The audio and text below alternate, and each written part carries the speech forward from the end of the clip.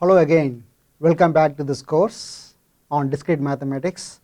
Yes, now we are in the series of lectures that deals with mathematical induction, and today we are here in this part of weak and strong induction.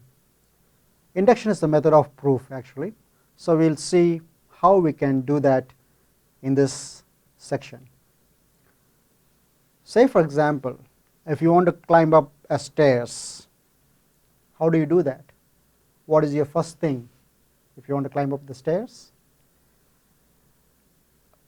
Well, it's not a rhetorical question. Let's see things from practical point of view. Well, first you get to the base platform of the stairs, right? And after that you're going to have step 1, step 2 and so on. That's what you're going to do. Then you're going to repeat until you reach the stairs. Yes, from your current position you move one step up, but remember the first thing is to reach the base of the platform before even you climb it. Well, that's the normal steps that we take. Let's see how we can use this as a method of proof. Say for example, we want to show p of x is true for x equals 0. So if this is the base of the stairs for x is equal to 0, then to show that if it's true for some value of n, then it has to be true for n plus 1. Well, let's see how it is going to be. Say for example, if you want to show p of n is true, this implies that p of n plus 1 is true. That's like for example, you are in the base of the platform and you are going to show that you are already in step, the first base step, you are already there. If you are already there, then when you climb up one step further, that is like n plus 1, then it's true that you are progressing and you are climbing the stairs from the base anyway. So since here let n equal to 0, since it's true for p of 0, that is a base case, it is true for n equals 1. How about the next step?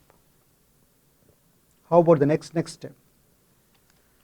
Well, when n equals 1, we come to know that it is true for the first step. Then if you are going to repeat it again, it has to be true for the next step. And it's going to be there on and on and on for every other steps. So it goes on to infinity. So that's the basic idea. So thus we have shown that it to be true for all non-negative numbers in this particular example. Let's see how it can be done with the notion of induction. So what is the induction?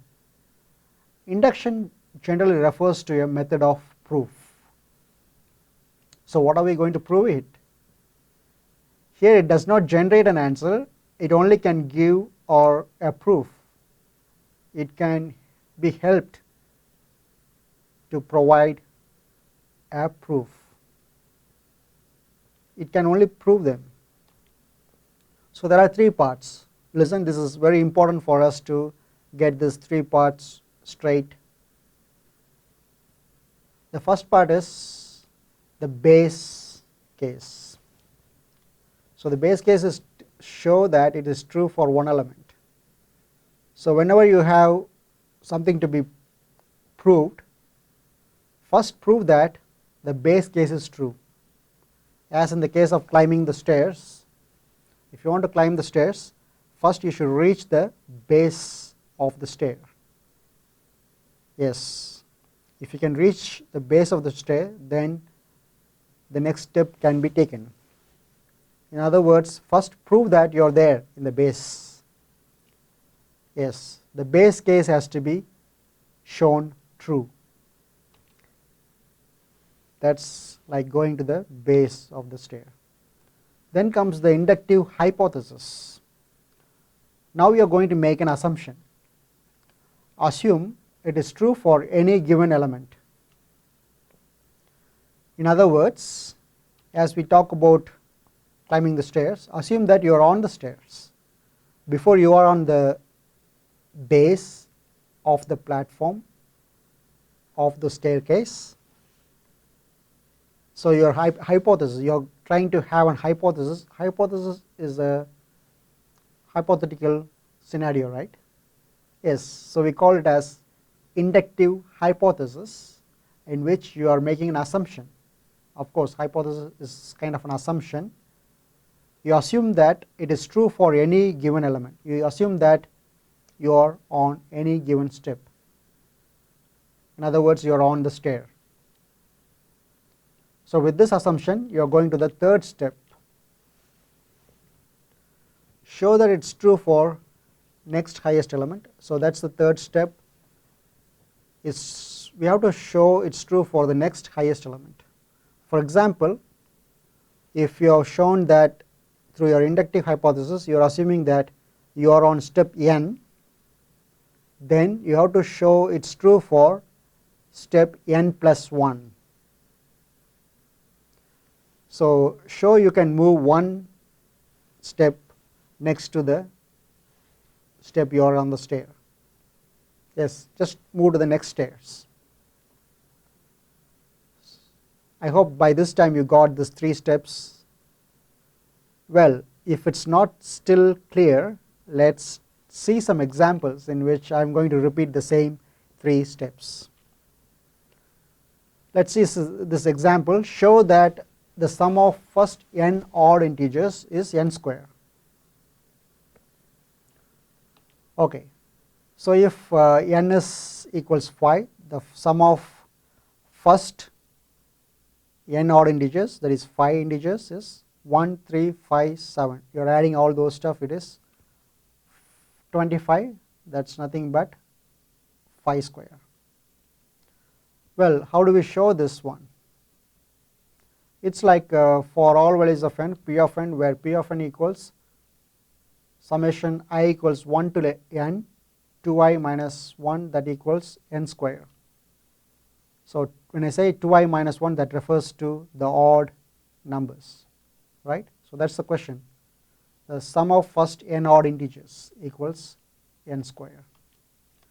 So first you have to show the base case. Just think about those 3 steps. First step is base case. Second is inductive hypothesis. The last one is your inductive step, in which you are going to show the next highest element is true. So let's start with the base case. In this example, show that p of 1 is true. So for p of 1 is true, you just take that information and replace I with, you are replacing this with 1 there, and when you replace I equals 1, you get the value to be 1 there again. So therefore 1 is an odd integer and 1 equals 1 square. So the base case is proved. And remember one thing, the base case, you should always think about the starting point. That is the base case. And when we talk about integers, when we talk about any numbers, always remember where to start. Say for example, in this example we start with 1, because the question is the sum of first n odd integers, and the first number is 1, then the second number is 3, third number is 5. So our base case has to start with the first number, that is 1 in this case. Why I am telling this? Because at times you come up with the base case where it might start with 0 or it might start with 2 or 3. Say for example, here again if I say the first of sum of first even integers, then the base case would be p of 2.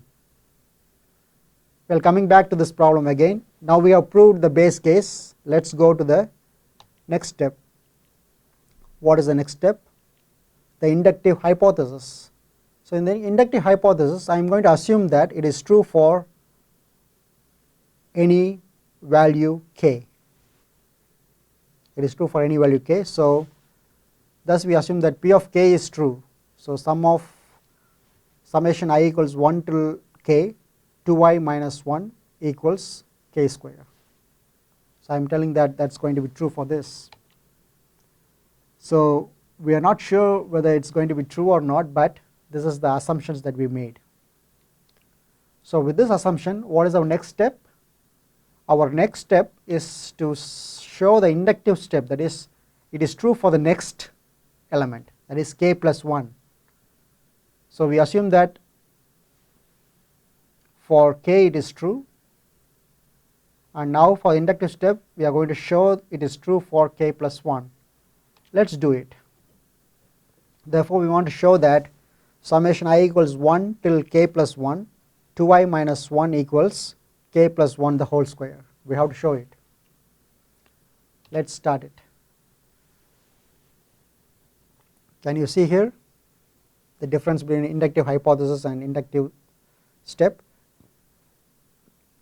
Yes, k was inductive hypothesis. Inductive step we are talking about k plus 1.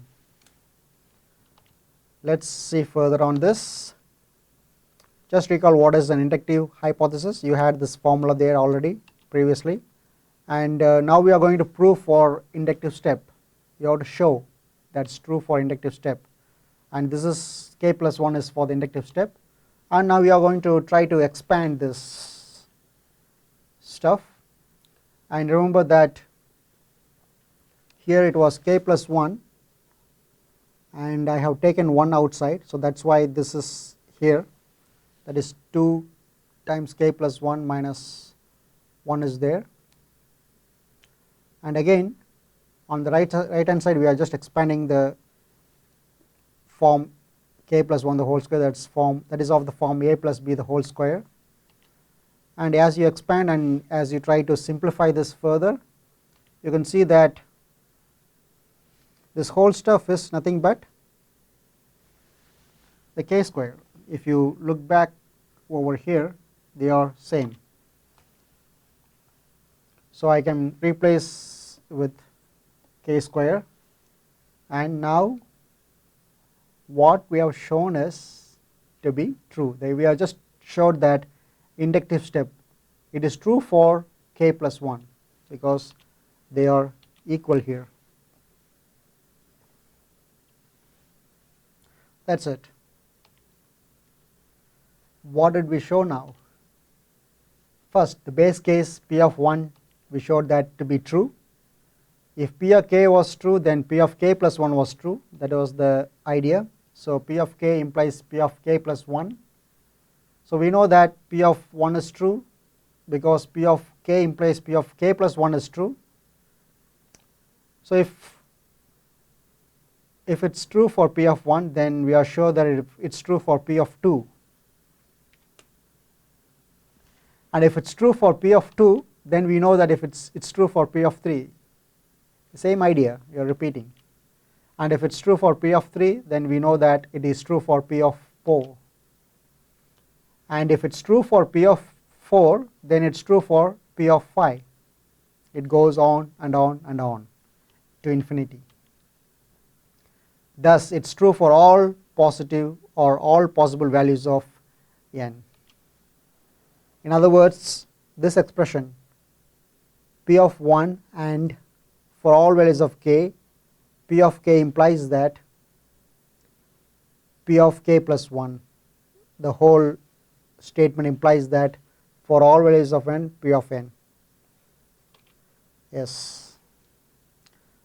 The idea behind the inductive proofs are show the base case, show the inductive hypothesis, and manipulate the inductive step so that you can substitute in part of inductive hypothesis. Yeah, we have seen a good example on that. So just we have shown the inductive step is true, then we can finally prove it. Let's see another example here on induction principle. Show that the first n positive integer is n square plus 1. So this is like rephrasing for all values of n, P of n, where P of n equals summation I equals 1 till n 2i represent even number equals n square plus n. So again you are going to have three parts. The first one is the base case, the second one is inductive hypothesis, the third part that you are going to look at is the inductive step. Let's start with the first one, the base case. So base case, in this example we start with the first one, in which we are trying to say that I equals 1 till 1. So here we are just proving that P of 1 is equal to 2. So they are the same, it's an even number. And the base case, in this case we didn't have to start from the 1. In fact we have starting from 1, unlike what I mentioned earlier. So we will come across that part later on. There are some cases in which we start the base case from 2 or 3 or even 0. So until now we are still using the base case as starting from the value 1. So when we have some examples in which we don't have the value 1 to begin with, I will highlight it.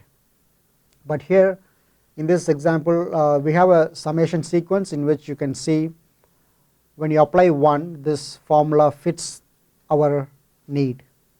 So that's why we didn't have to start with 2 here. Anyway, the first base case is proved to be true. We have shown it is true for this base case. The second thing is inductive hypothesis. Again we are going to make an assumption that it is true for any value k. That is P of k equals summation I equals 1 till k 2 times I equals k square plus k. Yeah, we say that it is true for any value k. Initially, if you look back, this is like P of n equals summation I equals 1 till n 2i, that equals n square plus n, right? That is how it looked like. Now we are saying that this is equal to, or it is true for any value k. And we have to show that if it's true for any value k, we have to show that it is also true for any value k plus 1, the next step, the next value. So P of k plus 1 equals summation I equals 1 till k plus 1 2 times I, that equals k plus 1 the whole square plus k plus 1. You are just replacing k with k plus 1 from the previous inductive hypothesis. Let's try to show it. So you just recall what is an inductive hypothesis, that's there, and for inductive step you are going to have k plus 1, it's here, and as in the previous example you are trying to take out that one value there, you are trying to take out this 1 that's here, and now you are going to see further and see some common relations that you have here. So what I am doing is that I am going to see a relation that is developing. So as you manipulate, you are replacing k square plus k with that of summation I equals 1 till k 2 times I, and you are trying to manipulate and found that in fact they are same. And if you prove that they are same,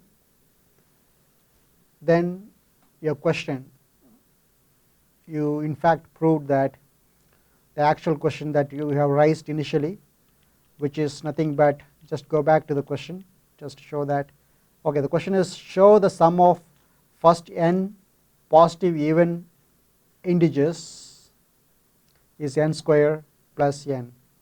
In fact we just proved this statement to be true by means of our induction method. Let's go on further down and see notes on proofs by induction. We manipulate k plus 1 case to make part of it look like k case, right, because you want to replace certain values of k into k plus 1. We then replace the part with other side of k case, just like this example here, right. That is what you are replacing there. You are trying to manipulate such a way.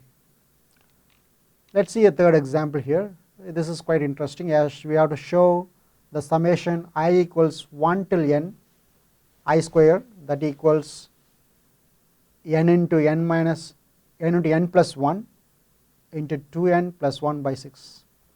So that is n times n plus 1 times 2n plus 1 by 6.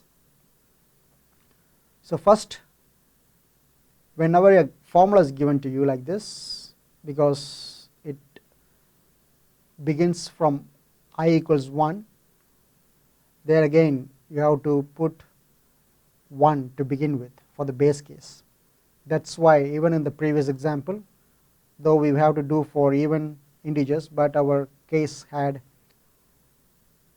the initial values as to start with 1. Again, in this example, the base case is 1. So when you try to put this formula there, you had 1 equals 1 here. So which means that the base case has been proved. You have proved the base case. So next step is the inductive hypothesis, in which you have to show that it is, we have to assume that it is true for any value k, just replacing n with k. And your inductive step is to show that it is true for any value k plus 1. So now you have this k plus 1 term in all those places where you had k, and you are trying to do the same manipulation as before, and you can see that what is this k value, what is the inductive hypothesis, and you are replacing this here. You are replacing this whole structure there, and now you are developing some relations there, here again, and finally here you have proved it. Did you see it? Did you see that they are equal? In other words, you just showed that the right hand side is equal to the left hand side. So 3 steps that we have seen: the base case, inductive hypothesis, and inductive step, are essential for us to prove it. So what if our inductive hypothesis was wrong? In other words, what if our assumption is wrong? Say for example, here you have just some change in the formula that we have seen earlier. In the earlier case we had a different one, right, if you recall. Yeah, we had 1 there, but in this example you are going to have 2 there. Let's see what happens in this case. Well, even the base case you cannot prove it. Even if you can't prove the base case, let's try whether it's okay with inductive steps. So you have you assume the inductive hypothesis is true. You just assume that, and then you go on with trying to manipulate this inductive step and try to show that it's equal. But in fact, after all the manipulation, you cannot prove it. So what's wrong, or what we have to do it? What do you have to proceed?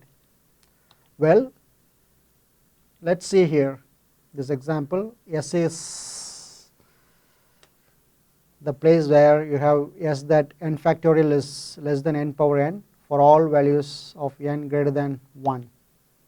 Base case, here we have base case of n equals 2. Why is that? Because it says that n is greater than 1.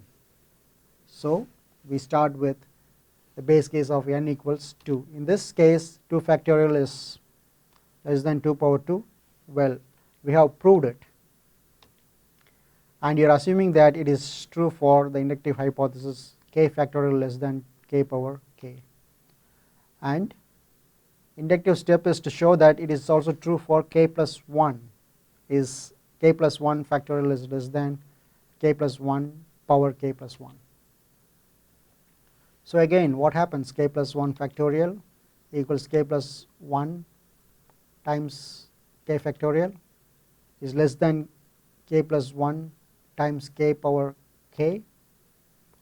There you can see they can be replaced. So that is nothing but this part here, k factorial less than k power k, and that is less than k plus 1 times k plus 1 power k, that equals k plus 1 power k plus 1. So this is one of the examples that we have, and we are talking about something called strong induction. So far what we have seen is weak induction. The weak mathematical induction assumes p of k is true and uses that, only that, to show that p of k plus 1 is true, right? Yes, we usually go for inductive hypothesis and then assume that inductive hypothesis is true, then you show that inductive step, that is k plus 1 is true. That is the weak induction. Whereas strong mathematical induction assume that p of 1, p of 2 till p of k all are true and uses this to show that p of k plus 1 is true. Well, obviously it seems to be more strong proof to show a statement. In other words, p of 1 and p of 2 and p of 3 and p of 4 till p of k, this whole statement together implies that p of k plus 1 is true. Let us see some examples. Show that any number greater than 1 can be written as the product of one or more primes. Number greater than 1, so we start with p of 2. Let us say 2 is the product of 2, and we know that 1 is not a prime. So inductive hypothesis is that p of 2, p of 3 till p of k are all true. Let us say it. And inductive step is to show p of k plus 1 is true. Let us see how to show this p of k plus 1 is true. Well, we know inductive step is to show p of k plus 1 is true, but there are two cases. K plus 1 is prime, k plus 1 is composite, right? So prime is that it can be written as the product of k plus 1, whereas composite, it can be written as a product of two composites a and b, whereas a lies between 2 and b lies between a and k plus 1. Just recall what is the composite number that we have talked in one of our initial lectures. So by inductive hypothesis, both p of a and p of b are true. So here let us see, as we have seen this example, in this example simply shows that we have to show that any number that is greater than 1, which is a prime, is a product, can be expressed as a product, that is the question here, can be written as a product of one or more prime. So as we discussed about this product of one or more prime, k plus 1 is, if it is a prime, it can be written as the product of k plus 1, right? Yes. And there is other option that you have here is, if it is a composite number, then it has to be written as the product of two composite numbers. So by means of inductive hypothesis, p of a and p of b are to be true there. So with this idea, let us go on to this discussion on strong versus non-strong principle. Say for example, determine which amount of postage can be written with 5 and 6 cent stamps. Say for example, you have a postage and you want to only use 5 and 6 cent stamps. So we have to prove using both versions of inductions, that is strong and weak. Say for example any postage greater than 20. If it's any postage greater than 20, let's say, so since we start with greater than 20, greater than or equal to 20, I suppose, yeah, greater than or equal to 20, so our base case is P of 20. Remember here we don't have the base case P of 1, rather we have a base case of P of 20. Yes, you can use just 4 5-cent stamps for this base case to be proved. You just proved a base case and you assume that it is true for any value k, that is P of k is true, and in inductive step you have to show P of k plus 1 is true. Let's say if P of k uses a 5-cent stamp, replace that with 6-cent stamp. If P of k does not use 5-cent stamp, it must use only 6-cent stamp.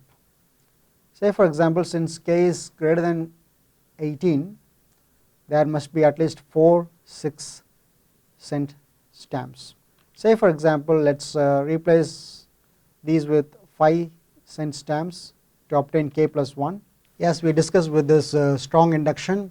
Let's say for example, to show the base case P of 20, P of 21, P of 22, P of 23 and P of 24. Let's just add up all these stuff using the 5 and 6-cent stamp. Now we can think about like, how about 25, how about 26, how about 27? Well, what do you think? What you have to do is just to add a 5-cent stamp, right? That's correct. So the inductive hypothesis here is we assume that P of 20, P of 21 till P of k are all true. With this assumption, we say that inductive step, which is to show that P of k plus 1 is true. So we will obtain P of k plus 1 by adding a 5-cent stamp, as I just mentioned, for any other values. So P of k plus 1 minus 5. So since P of k plus 1 minus 5 is equals P of k minus 4, this is going to be true. Thus our proof is going to be complete. That's right. So we are not going to be alone. Even if it is 25, 26, 27, 28, 29, 30, we can still use these two stamps to fit our need. Let's quickly see one more example on this. So before we go on to conclude this section, this part, show that every postage amount 12 cents or more be formed using only 4 and 5-cent stamp. This is very similar to the previous example. Yeah. Let's see here. The base case is P of 12, which can be written as 4 plus 4 plus 4. Your inductive hypothesis, you assume that P of k is true, and your inductive step is P of k plus 1 is true. Remember, this is for the weak induction. And if P of k uses a 4-cent stamp, you can replace that stamp with a 5-cent stamp to obtain P of k plus 1. And moreover, if P of k does not use a 4-cent stamp, it must just use only 5-cent stamps. So that's quite obvious, right? For example, if you want to get a stamp for 15, you can simply use 5 plus 5 plus 5, that gives you 15. Since k is greater than 10, which means that here in our example we start with 12, therefore you have at least 3 5-cent stamp. So replace these with 4-cent stamp to obtain k plus 1.